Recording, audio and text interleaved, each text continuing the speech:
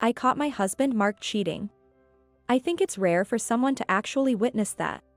Most people probably confront their spouses after finding evidence of cheating on their phones. But I saw it with my own eyes. And I never imagined it would be in such a place, witnessed by so many people. Well, I had my suspicions about their relationship, but never thought I'd catch my husband in the act there. My name is Susan. I am a housewife with a 6-year-old son. The day I witnessed the cheating, Mark had the day off, and we were planning to go out as a family. However, when I woke up, he had already left the house. There was an email on my phone from Mark, saying, "My sister has a 103-degree fever, so I'm going to take care of her. Seems like there's no one at her place today. I'll be back by evening." I let out a big sigh. I had told our son Hayden that we were going to the amusement park today, and he was really looking forward to it since yesterday. Mark recently was in charge of a big project, and he said he hadn't been able to take any breaks for the past 6 months. So, this time off was a rare chance for some family time. But he went off to take care of his sister instead. She's engaged, so her fiancé should be taking care of her. Mark has always been overly attached to his sister. He started dating me because he said I was beautiful like his sister, and I remember feeling unsettled by that reason. Well, I met Mark's sister once, and she was indeed beautiful and kind. So, I guess saying I resemble her was Mark's way of complimenting me. But still, it made me feel uncomfortable. Mark used to say, "I want both a son and a daughter," and was very keen on intimacy. But since Hayden was born, the frequency drastically decreased. Now, it's practically non-existent. We're still young, and since Mark liked intimacy, I suspected he might be seeking it with another woman. Well, I might be able to forgive him for betraying me. It's infuriating, though.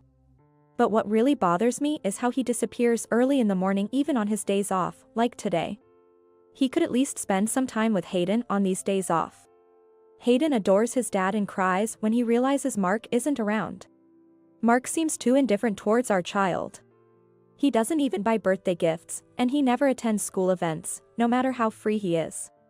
Sometimes when he comes home early, he just locks himself in his room and binges on video games. He hardly ever sees our son.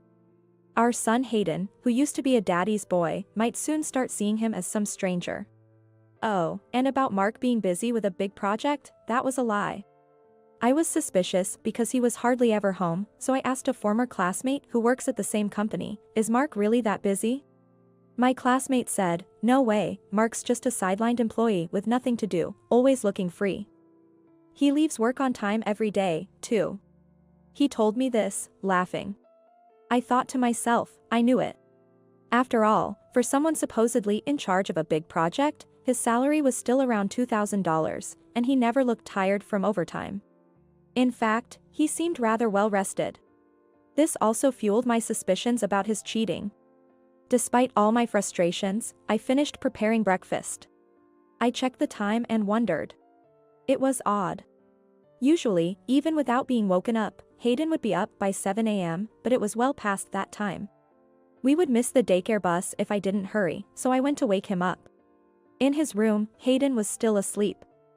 When I tried to wake him up saying, "It's morning. Time to get up," instead of a response, I heard a pained moan. Worried, I reached out to my son's distressed face and placed my hand on his forehead. It was burning hot. I called his name and gently shook his shoulder. He opened his eyes slightly and said, "Mom, it hurts." I almost panicked. At that time, there was an outbreak of an illness in the daycare, and I feared Hayden might have caught it. I had heard that it could be fatal, and I seriously thought my son might not make it. In desperation, I called Mark, but he didn't answer the phone at all. I didn't have the luxury to wait for a reply, so I called my mom for first aid advice. She's a nurse, so I thought it best to ask a professional. Then, under her mother's precise instructions, I quickly prepared an ice pillow and took Hayden's temperature. It was over 103 degrees. I called an ambulance and kept him hydrated while waiting for it to arrive. Mom said it might be heat stroke. Since I couldn't accompany him in the ambulance due to infection concerns, I called a taxi to follow to the hospital. During the ride, I kept calling Mark, though I knew it was futile. As expected, no response. So, I texted him. I hoped he'd show some responsibility if he noticed it while out.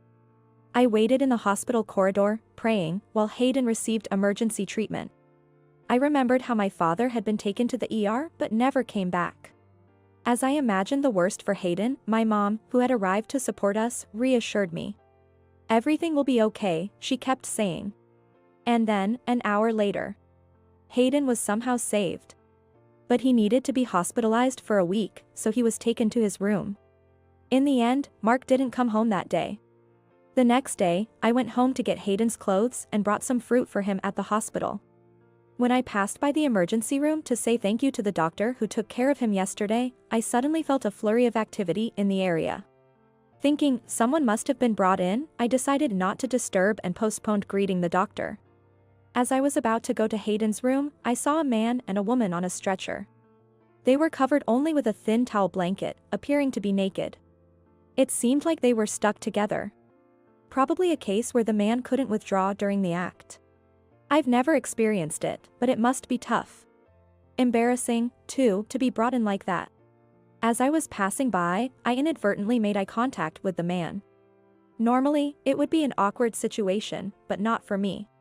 I froze. Because that man was Mark. "What are you doing here?" I exclaimed in surprise. "It's just that my sister caught a cold and it spread to me, so..." Mark stammered. At that moment, I was also confused. Hayden had just been brought in the day before, and now Mark too? What were the odds? Why was Mark brought in naked? And who was the woman with him? All these thoughts were swirling in my head. Then, my eyes met those of the woman entangled with Mark. Even in my confusion, it was clear. This woman was Mark's mistress. I glared at her fiercely, then recognized her familiar face. "Why is Susan here?" she exclaimed. That's when it hit me. Yes, that woman was Mark's sister, Miranda. The moment felt like an eternity. I had suspected Mark of lying about taking care of his sister to meet another woman. But I never expected this. To come to visit Hayden while still joined with a woman. And that woman being his own sister. This was beyond a joke. Since they were being carried away on a stretcher, I had to suppress my urge to confront them and could only wait for their treatment. Anyway, they couldn't escape, so I decided to confront them later. With this in mind, feeling sick to my stomach, I went to visit Hayden, my original purpose. Trying to compose myself, I spent some time in Hayden's room. When I checked my phone, I saw a bunch of texts from Mark. As expected, they were all attempts to gloss over the incident. He didn't mention Hayden's hospitalization at all. I decided to keep ignoring him and waited another hour. Then the doctor who took care of Hayden yesterday appeared. He smiled at me and said, "Your son is doing remarkably well. He might be discharged earlier than expected." His fever had gone down, and his condition had stabilized. It turned out to be a combination of a cold and heat stroke. "You gave him lots of water, right?" "That was exactly the right thing to do." "You're a smart mom, he's lucky to have you," he even complimented me. It was more thanks to my mother, really. I should treat her some fancy meal as a present. After thanking the kind doctor, I knew I was about to face a huge ordeal. I was relieved about Hayden, but my anger was boiling inside. "Mommy, you look scary." I had frightened Hayden. I quickly put on a smile and told him, "I'll be back soon," before stepping outside to call Mark, who had left over 100 missed calls. Mark answered and immediately started with, "It's not what you think." There was a reason for. He got it all wrong. Shouldn't he be worried about Hayden first? Well, a man who was busy with his own sister while his son was suffering would hardly care about him. Such a husband made me worry about Hayden's future. I couldn't see Mark changing, so I decided to divorce him. Life might be harder, but I can manage for Hayden's sake. I told Mark, "You were busy with that while Hayden was suffering, right?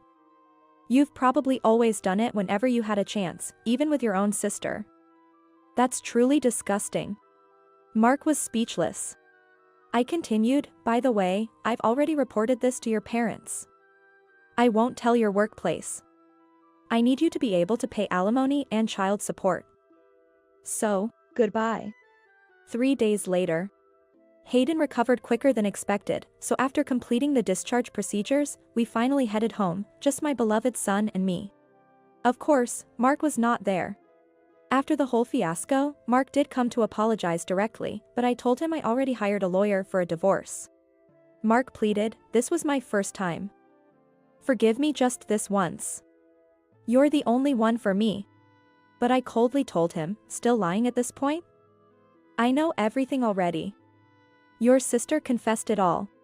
Yes, I had anticipated that Mark wouldn't easily agree to the divorce.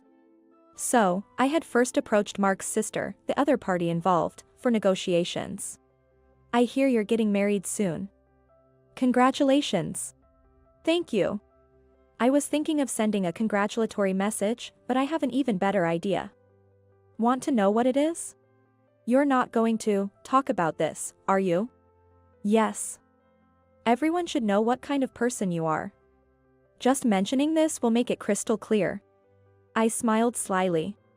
"Please don't. My life would be over if you did that." Pretending to consider, I continued with a smile. "Well, I guess I can keep quiet about this. In return, why don't you tell me in detail how many times you and Mark did it? That way, I'll stay silent." "Of course, your brother might feel betrayed, but what will you do?" She immediately confessed, "I'll tell you everything, just please don't tell him." When I told this to Mark, he fainted from the shock of being betrayed by his sister. After waking up, Mark agreed to divorce and left the house dejectedly. I then proceeded through a lawyer to demand a divorce, custody of our son, and both alimony and child support from Mark. Mark tried to argue about the amount, but I whispered in his ear, "Shall I spread the word at your company?" He quickly agreed, "I'll pay the amount you asked," and left the law office. Later, somehow his company found out about the incident, and he was severely reprimanded. A month later, he lost his job and now works at a food factory, placing strawberries on cakes. Somehow, even there, everyone knows about his deeds, and he is often the subject of young women's gossip, feeling quite isolated. As for Mark's sister, despite me keeping quiet, her fiancé broke off their engagement after the whole thing was revealed. Apparently, her fiancé, suspecting infidelity, had hired a private investigation. She was demanded a large sum as compensation for the broken engagement and now works at a strip club. Recently, her ex-fiancé gave me photos of them in the act, saying I should use them if needed. I wondered what kind of nerve he had to give such a thing to a woman like me. However, I decided to keep it stored in my dresser. If Mark contacts me or does anything, I'll gratefully use it as a precaution. I've moved back to my parents' house for a fresh start and am raising Hayden with their support. Since my parents lived far away and couldn't see their grandson often, they were happy to help as much as they wanted. I try not to rely on them too much, though. Hayden, who once had a high fever, has been healthy for 3 years now, and is continuously awarded for his great performance at school. He seems to have completely forgotten about his biological father and enjoys every day. This is the most pleasing thing for me. Oh, that reminds me, our family has grown. It's the white cat, Snowball, sleeping comfortably on my lap. Before moving, I said goodbye to Snowball, who often visited our garden. As usual, it climbed onto my lap and then didn't move at all. I was sad to part with Snowball, so I ended up bringing it to my parents' house. Snowball is now close with my parents and is as important to me as Hayden is to them. I look forward to watching Hayden grow up with my parents and Snowball by my side. Sitting on the porch, stroking Snowball, that's what I think about.